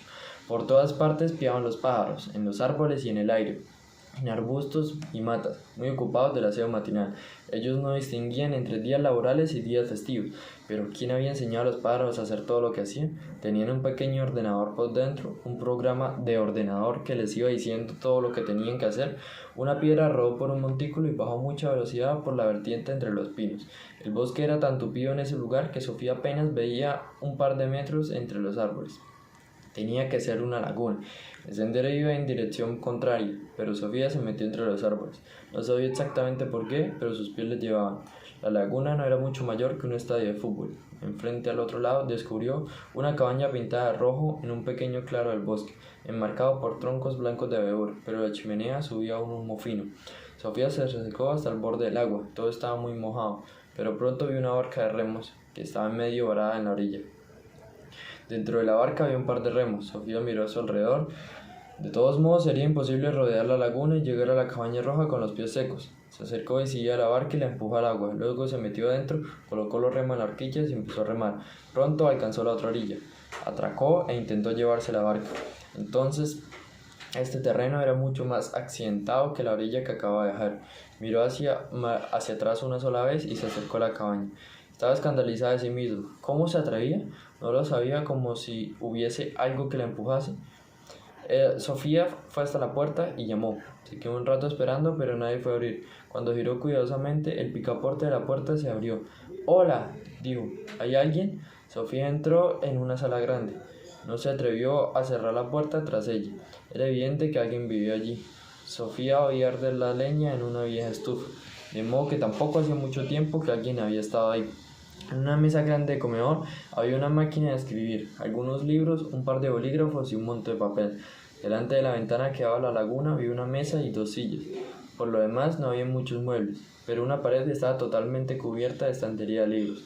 Encima de una cómoda blanca colgaba un espejo redondo con un marco macizo de latón. Parecía muy antiguo. En una de las paredes había dos cuadros colgados. Uno era una pintura de óleo de una casa blanca junto a una pequeña bahía con casetas rojas con barcas. Entre estas y la casa había un empinado jardín con un manzano, unos arbustos tupidos y piedras salientes. El jardín tenía como un marco de abedules. El título del cuadro era Birkelly. Junto a ese cuadro colgaba un viejo retrato de un señor sentado en un sillón delante de la ventana, con un libro sobre las rodillas. También aquí había una pequeña bahía con árboles y piedras al fondo. Seguro que el cuadro había sido pintado hacia varios centenares de años, y el título del cuadro era el mismo. El que había pintado el cuadro se llamaba Smilver. Curioso, ¿no? Sofía seguía mirando. En la sala había una puerta que daba a una pequeña cocina. Los cacharros acababan de ser fregados. Platos y vasos estaban amontonados sobre un trapo de lino, y en un par de platos se veían aún restos de jabón. En el suelo había una fuente de hojalata con los restos de comida. Eso quiere decir que allí vivía algún animal, un perro o un gato. Sofía volvió a la sala. Otra puerta daba a una pequeña alcoba. Delante de la cama, un par de mantas formando un gran bulto. Sofía descubrió algunos pelos amarillos de las mantas. Ya tenía una prueba de verdad. Sofía estaba segura que quien vivía Alberto Knox y Hermes. De vuelta en la sala, Sofía se colocó delante del espejo encima de la cómoda. El vidrio era mate y rugoso, de modo que la imagen que reflejaba tampoco era nítida. Sofía comenzó a hacer muecas como solía hacer algunas veces en su casa, delante del espejo del baño. El espejo hacía exactamente lo mismo que ella. No se podía esperar otra cosa. De repente sucedió algo extraño. Durante un brevísimo instante, Sofía vio todo con claridad que la muchacha del espejo guiñó los dos ojos. Sofía se alejó asustada. Si ella misma había guiñado los dos ojos, ¿cómo podía entonces haberse visto guiñar los dos ojos a la otra? Y había algo más. Parecía como si la muchacha del espejo se lo estuviera guiñando a Sofía. Era como si quisiese decirte: veo. Sofía, estoy aquí, al otro lado. Sofía notó cómo le latía el corazón y al mismo tiempo oyó ladrar a un perro luego. Seguro que era Hermes, tenía que marcharse corriendo. Entonces se dio cuenta de que había un billetero verde sobre la cómoda. Sofía lo cogió y lo abrió con cuidado. Contenía un billete de 100, otro de 50 y un carnet escolar. En el carnet había una foto de una muchacha de pelo rubio y debajo de la foto ponía Hilder Molernack, Instituto Público de Lisle. Sofía notó cómo su cara se enfriaba, entonces oyó uno de los ladridos del perro. Tenía que salir de allí. Al pasar, vio en la mesa un sobre blanco entre todos los libros y papeles. En el sobre ponía Sofía. Sin pensar solo 2 veces, lo cogió y lo metió todo prisa en el sobre amarillo con todas las hojas sobre el platón. Luego salió corriendo a la cabaña, cerrando tras de sí la puerta. En el exterior oyó ladrar el perro muy fuerte, pero lo peor de todo era que la barca había desaparecido. Tardó un par de instantes en descubrir que la barca estaba flotando en medio de la laguna. Junto a ella notaba uno de los remos. Se había olvidado de subir la barca a la orilla. Oyó de nuevo ladrar al perro y también oyó que algo se movía entre los árboles al otro lado de la laguna. Sofía dejó de pensar. Con el gran sobre en la mano, se metió corriendo entre las matas detrás de la cabaña. Tuvo que cruzar un pequeño pantano varias veces, pisó mal y metió la pierna hasta la rodilla en el fango, pero solo podía pensar en correr. Tenía que ir a casa, a casa. Al cabo de un rato llegó un sendero. Se había traído el sobre. Sofía se paró y escurrió el vestido. El agua caía a chorros sobre el sendero. Finalmente se puso a llorar. ¿Cómo podía ser tan estúpido? Lo peor de todo era la barca. No fue capaz de librarse de la imagen de la barca y del remo notando en medio de la calle laguna. ¡Qué vergüenza! Fue horrible. A lo mejor el profesor de filosofía había llegado ya a la laguna. Necesitaría la barca para llegar a su casa. Sofía se sentía como un verdadero delincuente, pero esa no había sido su intención. El sobre, eso era algo peor. ¿Por qué se había traído el sobre? Porque llevaba su nombre. Claro, en cierta manera también le pertenecía. Sin embargo, se sentía como una ladrona. De esa manera también había dejado bien claro que era ella la que había estado allí. Sofía sacó una hojita del sobre, la nota decía: ¿qué fue primero, la gallina o la idea de la gallina? ¿Nace el ser humano ya con alguna idea? ¿Cuál es la diferencia entre una planta, un animal y un ser humano? ¿Por qué llueve? ¿Qué hace falta para que un humano viva feliz? Sofía era incapaz de pensar en estas preguntas justamente ahora, pero supuso que tenía algo que ver con el próximo filósofo que iba a estudiar. ¿No era el que se llamaba Aristóteles? Cuando vio al viejo seto, tras haber corrido un largo tramo a través del bosque, fue como haber llegado nadando hasta donde el agua llega a la rodilla. Después de un aflujo, resultó curioso ver el seto desde el otro lado. Cuando se metió dentro del callejón, miró finalmente el reloj. Eran las 10:30. Metió el sobre grande en la caja de galletas junto con los demás papeles y escondió la nota con las preguntas nuevas dentro de los leotardos. Su madre estaba hablando por teléfono cuando Sofía entró. Colgó inmediatamente. Sofía se quedó en la puerta. ¿Dónde has estado, Sofía? Me di un paseo por el bosque. Sí, eso puedo verlo. Sofía no contestó. Se dio cuenta que su vestido estaba goteando. Tuve que llamar a Jordan. ¿A Jordan? La madre sacó ropa seca. Sofía pudo a duras penas esconder la nota con las preguntas del profesor de filosofía. Se sentaron en la cocina. La madre hizo chocolate caliente. ¿Has estado con él?, preguntó. ¿Con él? Sofía solo pensaba en el profesor de filosofía. Con él, sí, con ese conejo tuyo. Sofía negó con la cabeza. ¿Qué hacéis cuando estáis juntos, Sofía? ¿Por qué estáis tan mojada? Sofía estaba muy seria. Miró fijamente la mesa, pero en algún lugar secreto dentro de ella había algo que se reía. Pobre mamá, ahora tenía clases de preocupaciones. Volvió a negar con la cabeza. Luego llegaron un montón de preguntas seguidas. Ahora quiero toda la verdad. ¿Has estado fuera esta noche? ¿Por qué te acostaste con el vestido puesto? ¿Volviste a salir a escondidas cuando me acosté? Solo tienes 14 años, Sofía. Exijo saber con quién andas. Sofía empezó a llorar y confesó. Seguía teniendo miedo, y cuando uno tiene miedo se suele contar la verdad. Dijo que se había despertado temprano y que había ido a pasear por el bosque. Contó lo de la cabaña y también lo de la barca, y habló del extraño espejo, pero consiguió callarse todo lo que tenía que ver con el secreto curso que correspondía. Tampoco mencionó el billetero verde. No sabía exactamente por qué, pero no tenía nada que decir sobre Hilde. La madre la abrazó y Sofía se dio cuenta de que la había creído. No tengo ningún novio, dijo lloriqueando. Es algo que inventé porque tú te preocupaste mucho por lo del conejo blanco. Luego te fuiste hasta la cabaña del mayor, dijo la madre pensativa. ¿La cabaña del mayor? Sofía abrió los ojos de par en par. Esa cabaña que visitaste en el bosque solía llamarse Cabaña del Mayor, porque hacía muchísimos años vivió allí un viejo mayor. Estaba algo chiflado, Sofía, pero no pensemos en esa hora. Desde entonces la cabaña estaba vacía. Eso es lo que tú crees. Ahora había un filósofo en ella. Oye, no empieces otra vez con tus cuentos. Sofía se quedó sentada en su cuarto pensando en lo que le había pasado. Su cabeza era como un circo ruidoso de pesados elefantes divertidos, payasos, osados trapecistas y monos amaestrados. No obstante, siempre había una imagen que volvía incesantemente, una pequeña barca y un remo flotando sobre el agua en medio de la laguna del bosque. Y alguien necesitaba la barca para llegar a su casa. Estaba segura que el profesor de filosofía no le haría ningún daño, y si averiguaba que era ella la que había estado en la cabaña, seguro que le perdonaría. Pero ella había roto un pacto.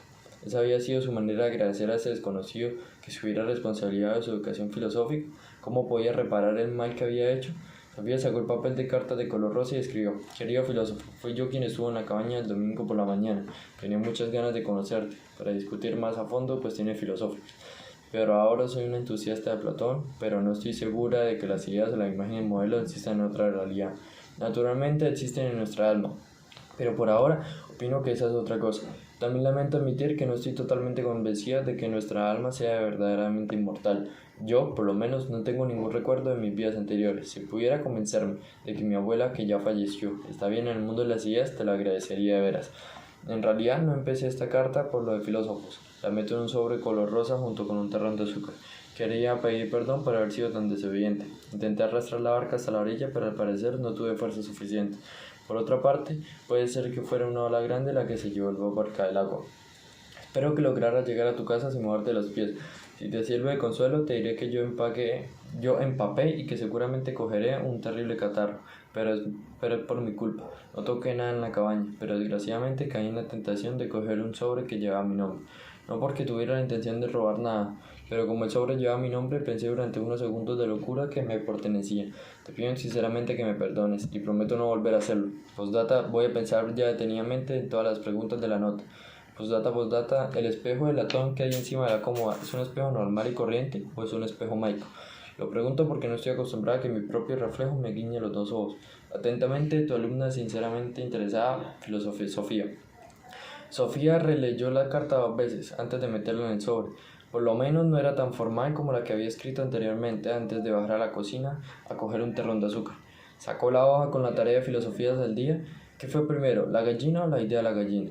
Esta pregunta era casi tan difícil como aquella vieja adivinanza sobre la gallina y el huevo. Sin huevo no hay gallina, pero sin gallina tampoco hay huevo. Sería igual de complicado encontrar qué fue antes, la gallina o la idea de la gallina.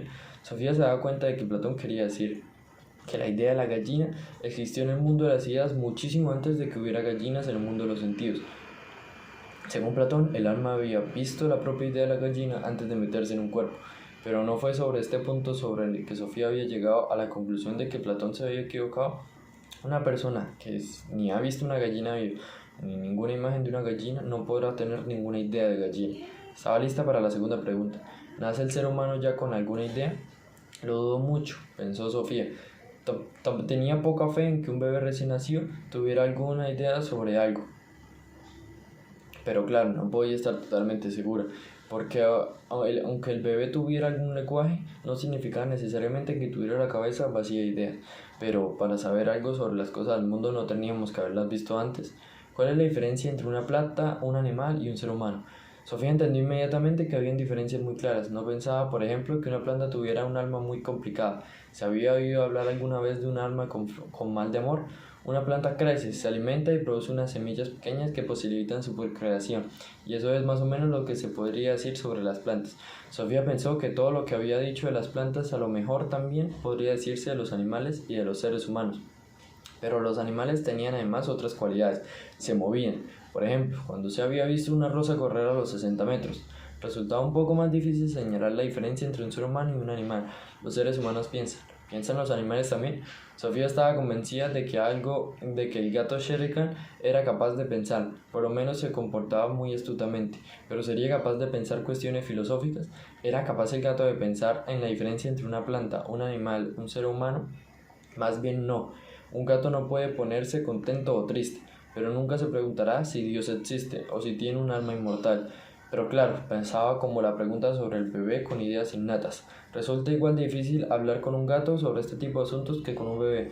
¿Por qué llueve? Sofía se encogió de hombros. Suponía que llovía porque el mar se evapora y porque la nube se condensa.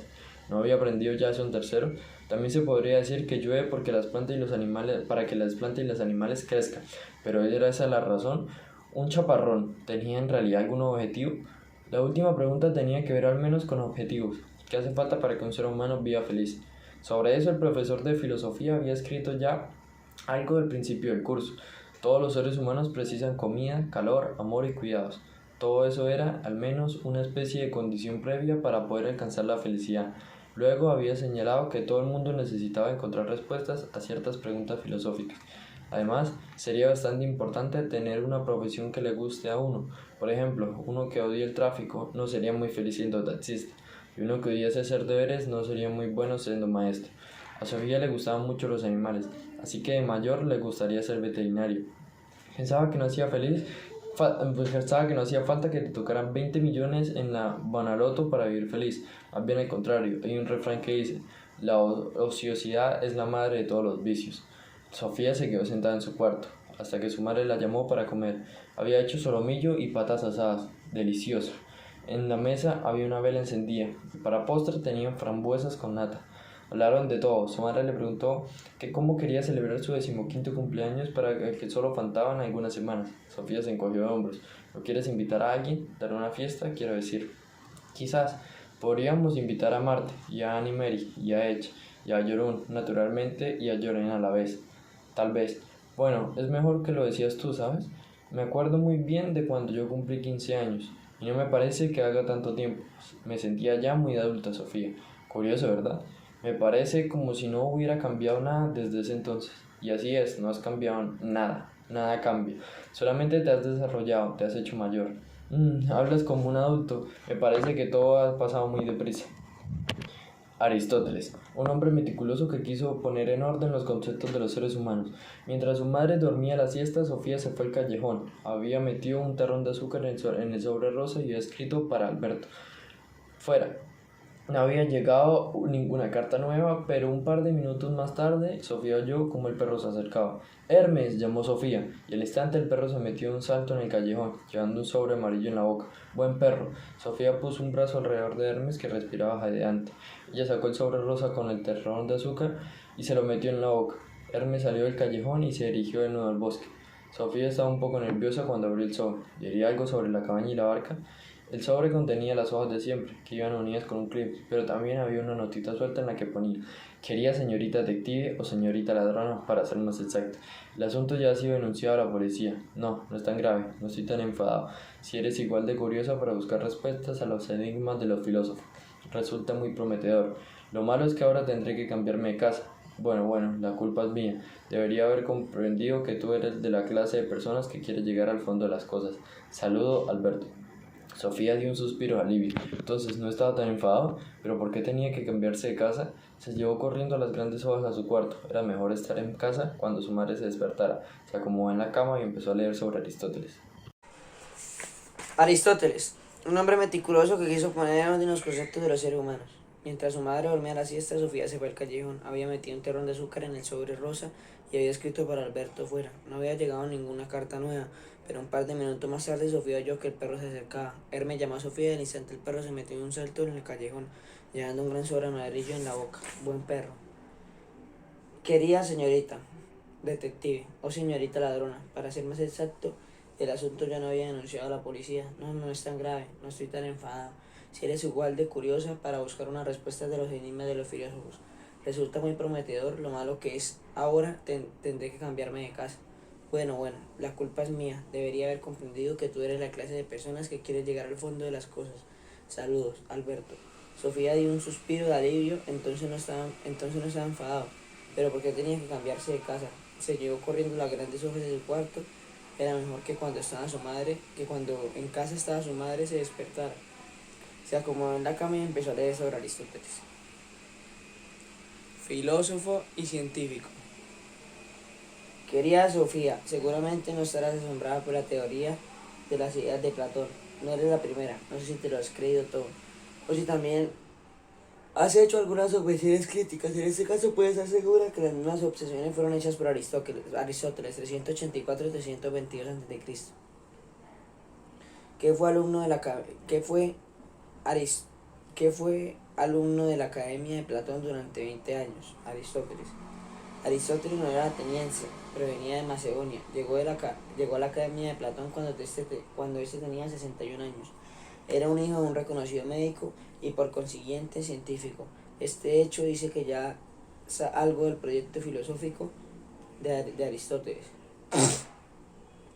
Lo que más le preocupaba era la naturaleza viva. No solo fue un último gran filósofo griego, también fue el primer gran biólogo de Europa.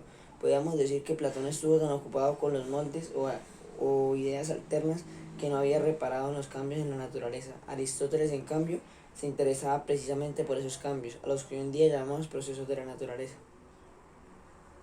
Si quisiéramos llevarlo en el último extremo, podríamos incluso decir que Platón dio la espalda al mundo de los sentidos, volviendo la cabeza ante todo lo que vemos a nuestro alrededor. Quería salir de la caverna, quería contemplar el mundo eterno de las ideas. Aristóteles hizo lo contrario, se puso de rodillas en la tierra para estudiar peces y ranas, amapolas y anémonas. Podríamos decir que Platón solo usaba su inteligencia, Aristóteles también usaba sus sentidos. También en la forma en la que escriben se encuentra una gran diferencia entre ellos. Platón era un poeta, un creador de mitos. Los escritos de Aristóteles son áridos y minuciosos, como una enciclopedia. No obstante, se nota mucho de lo que escribe él, se basa en su estudio de la naturaleza. En la antigüedad se habla de hasta 170 títulos escritos por Aristóteles, que se han conservado 47. No se trata de libros acabados. Los escritos de Aristóteles son en general apuntes para lecciones. También en la época de Aristóteles la filosofía era ante todo una actividad oral. La gran importancia de Aristóteles en la cultura europea se debe también a una buena medida el hecho de que fuera a quien creara el lenguaje profesional de las distintas ciencias emplean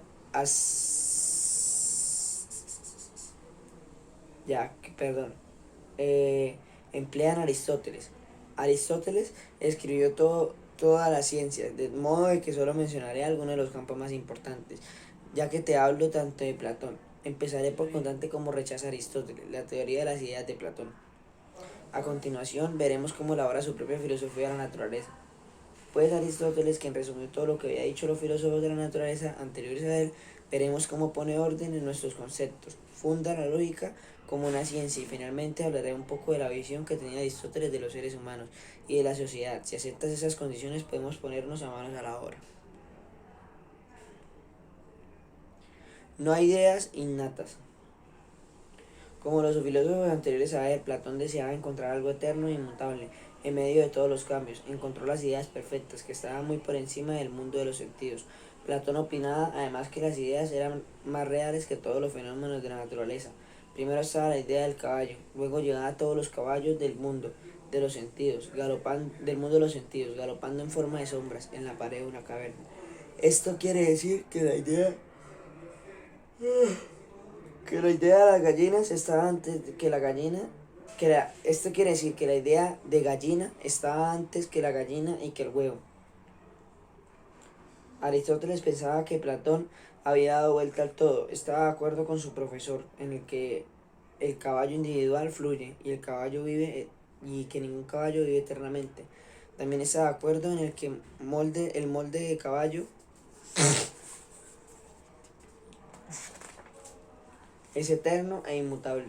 Pero la idea de caballo no es más que un concepto de los seres humanos que hemos formado después de un cierto número de caballos.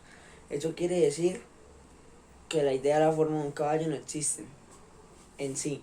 Forma del caballo es para Aristóteles la casualidad del caballo, o lo que hoy en día llamamos especie. Para ser más preciso, con forma del caballo nos basta este ejemplo de las pastas, pues los moldes de la pastelería existen independientemente para estas pastas determinadas. Para Aristóteles las formas de las cosas son como las casualidades específicas de las cosas. Esto quiere decir que Aristóteles está en desacuerdo con Platón en la idea de la gallina sea anterior a la idea de gallina, sea anterior a la gallina. Lo que Aristóteles llama forma de gallina está presente a la gallina. Y lo que Aristóteles llama forma de gallina está presente cada gallina como cualidades específicas de la gallina. Por ejemplo, el hecho de que ponga huevos,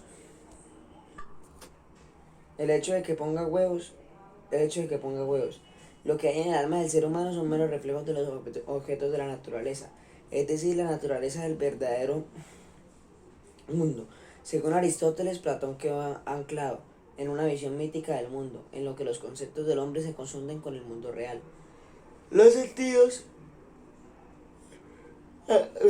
Aristóteles señaló que no existe nada en la mente que no haya estado antes en los sentidos, y Platón podría haber dicho que no hay nada en la naturaleza que no haya estado antes en el mundo de las ideas. En ese sentido, opinaba haciendo referencia a la idea del caballo. ¿Pero qué explicación era esa, Sofía? Quiero decir, ¿de dónde viene la idea del caballo? ¿Existe acaso también un tercer caballo del que la idea del caballo es un mero reflejo? entrando en nuestra conciencia a través de lo que hemos visto y oído, pero también tenemos una razón innata con la que nacemos y tenemos una capacidad innata para ordenar todas nuestras sensaciones en distintos grupos y clases. Así surgen los conceptos piedra, planta, animal, hombre, y así surgen los conceptos caballo, cangrejo y canario. Aristóteles no negó que el hombre tuviera una inteligencia innata. Al contrario, según Aristóteles, es precisamente la razón la que la constituye las características más destacadas del ser humano. Pero nuestra inteligencia está totalmente vacía antes que sintamos algo. Por lo tanto, el ser humano puede nacer con idea alguna. Ay, señor. Las formas son cualidades de las cosas. Tras haber aclarado su relación con la teoría de las ideas de Platón, Aristóteles constata que la realidad está compuesta de una serie de cosas individuales que constituyen un conjunto de materia y forma. La materia es el material del que está hecha una cosa y la forma son las cualidades específicas de la cosa. Delante de ti aletea una gallina, Sofía. La forma de la gallina es precisamente aletear y también cacarear y poner huevos. Así pues, la forma de la gallina son las propiedades específicas de la gallina. O dicho de otra manera, lo que hace la gallina. Cuando la gallina muere y con ello deja de cacarear, la forma de la gallina deja de existir. Lo único que queda es la materia de la gallina. Qué triste verdad, Sofía. Pero entonces ya no es una gallina. Como ya indicaba, Aristóteles se interesaba por los cambios que tienen lugar en la naturaleza, en la materia. Siempre hay una posibilidad de conseguir una determinada forma. No te preocupes, Sofía, te lo explicaré. Intentaré hacerlo con una historia divertida. Érase una vez un escultor que estaba agachando sobre un enorme bloque de granito. Todos los días daba martillazos y picaba en una piedra enorme. Un día recibió la visita de un niño que estaba buscando. ¿Qué estás buscando?, preguntó el niño. Espera y verás, dijo el escultor. Al cabo de unos días el niño volvió. Para entonces el escultor había esculpido un hermoso caballo de bloque de granito. El niño lo miró asombrado y luego se volvió al escultor y le dijo: ¿Cómo podía saber que el caballo estaba ahí dentro? Pues ¿cómo podía saberlo? De alguna manera el escultor había visto la forma del caballo en el bloque de granito.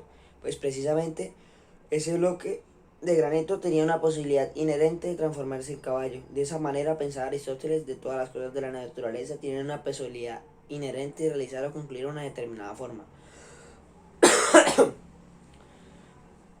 Volvamos a la gallina del huevo. Un huevo de gallina tiene una posibilidad inherente de convertirse en gallina, lo cual no significa que todos los huevos de gallina acaben convirtiéndose en gallinas, pues algunos acaban en la mesa. En la mesa del desayuno como huevo pasado por agua, tortilla, huevos revueltos, sin que la forma inherente del huevo llegue a hacerse la realidad, pero también resalta evidentemente que el huevo de gallina no puede convertirse en un ganso. Esa posibilidad no está en el huevo de gallina. Así vemos que la forma de una cosa nos dice algo sobre la posibilidad de la cosa, así como sobre las limitaciones de la misma. Al hablar Aristóteles de la forma y de la materia de las cosas, no se refería únicamente a los organismos vivos. Naturalmente puede levantar una piedra y tirarla muy alto al aire, pero no puede tirarla hasta la luna, porque la naturaleza de la piedra es caer al suelo. En realidad debes tener cuidado al realizar este experimento, pues la piedra podría fácilmente llegar a alargarse, ya que busca el retorno más rápido posible a la tierra, y pobre de aquel que impida su camino. La causa final. Antes de dejar el tema de la forma de todas las cosas vivas y muertas, y que nos dice algo sobre las posibilidades y actividades de las cosas, debo añadir que Aristóteles tenía una visión muy particular de las relaciones causa y efecto de la naturaleza. Cuando hoy en día hablamos de la causa y efecto de esto y de lo otro, nos referimos a cómo algo sucede. Es que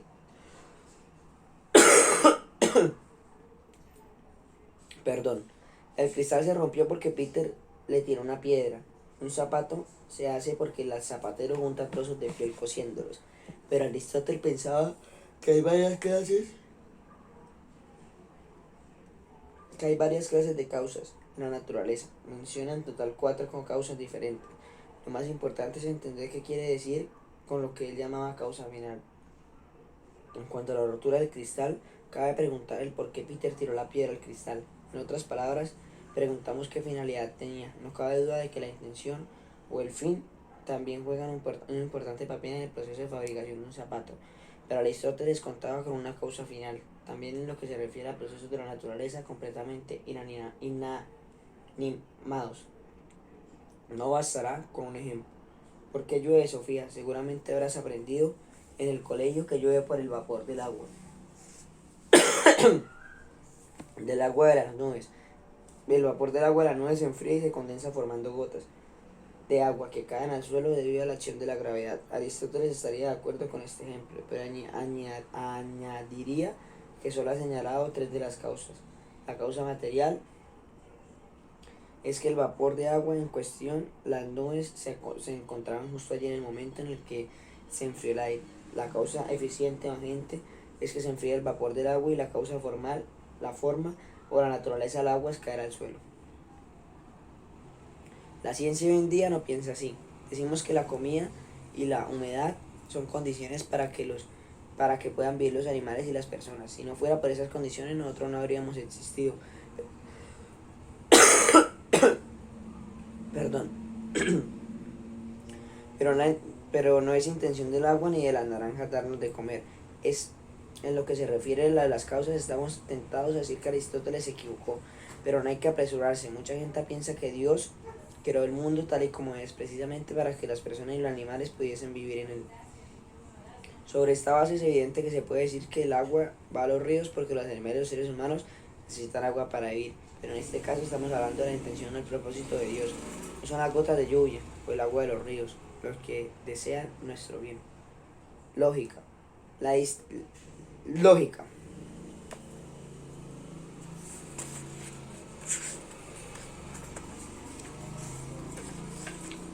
La distinción entre forma y materia juega también un importante papel cuando Aristóteles se dispone a describir cómo los seres humanos reconocen el lugar en las cosas del mundo. Al reconocer algo, ordenamos las cosas en distintos grupos o categorías. Ve un caballo, luego otro caballo y otro más. Los caballos no son completamente idénticos, pero tienen algo en común, algo que es igual para todos los caballos. Y precisamente eso que es igual para todos los caballos es lo que constituye la forma del caballo. Lo que es diferente o individual pertenece a la materia del caballo. De esta manera los seres humanos andamos por el mundo, clasificando cosas distintas en distintas casillas. Colocamos la vaca en los establos, a los caballos en la cuadra, a los cerdos en la pocilga y la gallina en el gallinero. Lo mismo ocurre cuando Sofía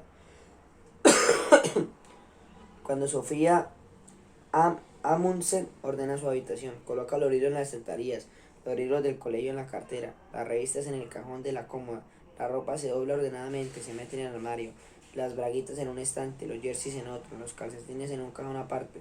Date cuenta de que hacemos lo mismo en nuestra mente.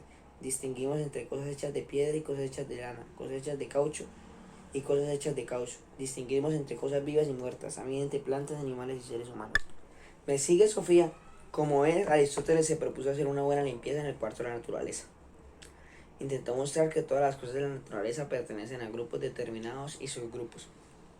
Los demás invitados han decidido pensar que el gato llamado Mons, que en ese momento se encuentra en el jardín del vecino, el que estaba afuera, vuelve a entrar y comienza a adivinar. Los que demás se pueden contestar sí o no. Si el pobrecito es un buen aristotélico, en ese caso no hay ningún pobrecito. El ejemplo que muestra la lógica de Aristóteles trata la relación entre conceptos, en este caso ser vivo y moral. Aunque tengamos que darle la razón a Aristóteles que la conclusión arriba citada es válida por 100 y 100. A lo mejor tendríamos que admitir que también que no dice nada nuevo. Sabíamos de antemano que Hermes es mortal, es un perro, y todos los perros son seres vivos, y a su vez son mortales. De diferencia de las piedras del monte Everest, sí, Sofía, lo sabíamos ya, pero no siempre la relación entre grupos de cosas parece tan evidente. De vez en cuando es útil ordenar nuestros conceptos. Me limito a poner un solo ejemplo. Es posible que esas crías minúsculas de ratón chupen leche de su mamá exactamente igual que los corderos y los cerditos. Pensémoslos, lo que sí sabíamos por lo menos es que los ratones no ponen huevos. ¿Cuándo has visto un huevo de ratón? De manera que paren hijos vivos igual que los cerdos y las ovejas. A los animales que paren los llamamos mamíferos, y los mamíferos son precisamente animales que chupan leche de su madre. Y ya está. Teníamos la respuesta ya en nuestra mente, pero tuvimos que meditar un poco. Nos habíamos olvidado de que los ratones realmente beben la leche de su madre. Quizás se debió a que nunca habíamos visto ratoncitos mamando. La razón es evidente, que los ratones se inhiben un poco cuando se trata de cuidar a sus hijos en presencia de los seres humanos.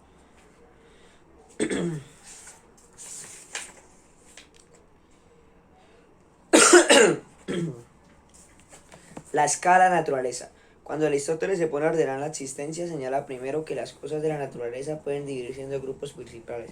Por un lado tenemos las cosas inanimadas, tales como piedras, gotas de agua, granos de tierra. Estas cosas no tienen ninguna posibilidad inminente de cambiar. Esas cosas no vivas solo pueden cambiar según Aristóteles bajo una influencia externa. Por otro lado tenemos las cosas vivas que tienen una posibilidad inminente de cambiar. Aristóteles señala que hay que dividirlas en dos grupos principales: las plantas y los seres vivos. Los seres vivos se pueden dividir en subgrupos: animales y seres humanos. Tienes que admitir que esta división parece clara y bien dispuesta. Hay una diferencia esencial entre las cosas vivas y las no vivas, por ejemplo, entre una rosa y una piedra. Del mismo modo, también hay una diferencia esencial entre las plantas y los animales, por ejemplo, entre una rosa y un caballo. También me atrevo a decir que hay bastante diferencia entre un caballo y un ser humano. Porque ¿en qué consisten exactamente esas diferencias? Me lo puedes decir. Desgraciadamente no tengo tiempo para esperar que anotes tu respuesta y la metas en un sobre rosa junto a tu terroncito de azúcar. De modo que yo mismo contestaré la pregunta.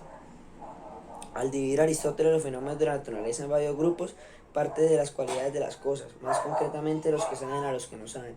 Todas las cosas vivas, plantas, animales y seres humanos saben tomar alimento, crecer y procrear, pero todos los seres vivos también tienen la capacidad de sentir el mundo de su entorno, de moverse en la naturaleza. Todos los seres humanos tienen, además de la capacidad de pensar, o en otras palabras, de ordenar las sensaciones en varios grupos y clases.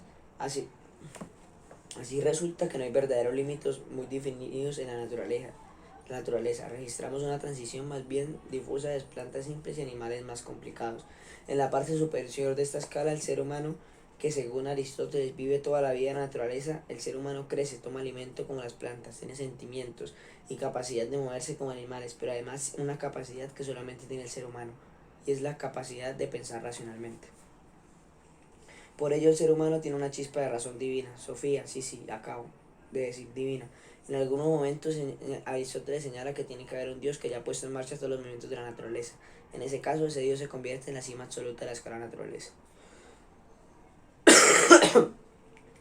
Aristóteles imagina que los movimientos de las estrellas y de los planetas dirigen los movimientos de la Tierra. Pero también tiene que haber algo que ponga en marcha los movimientos de los astros. En ese algo Aristóteles lo llama el primer motor o Dios. El primer motor no se mueve en sí, pero es la causa primera de los movimientos de los astros, y con ello de todos los movimientos de la Tierra.